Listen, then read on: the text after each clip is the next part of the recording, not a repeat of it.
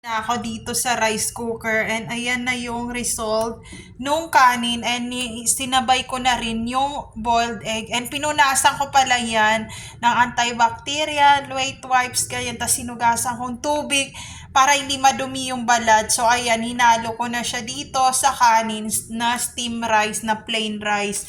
So ayan, so predict natin tong ano na to kasi may 25 seconds pa siya. Siguro seconds to, ayan. Ayan, okay naman siya na rice cooker. Hindi ko alam bakit tinapon to ng may-ari. So, ayan.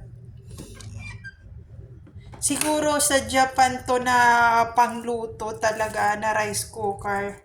Ngayon lang ako nakakita ng ganitong rice cooker na pwede rin pala siyang, sabi niya dito, rice cooking function, at tapos cooking function din, pwede rin magluto dito, and then pwede rin mag slow cooker or parang pressure cooker or yung mga pinapalambot na karne, tapos pwede rin dito mag-bake na yung mga maliliit lang na bake na ganyan, yung mga good for 4 slice na mga cake na ganyan, pwede rin dito i-bake.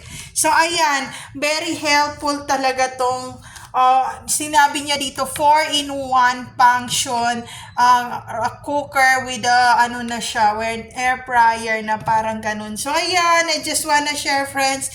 Thank you pala sa nagbantay nito at nagbenta nito, 300 pesos. So, ayan. Meron lang siyang basag na konti dito. Nagkaroon lang ng konting basag sa part dito. Pero okay pa naman siya. So, ayan.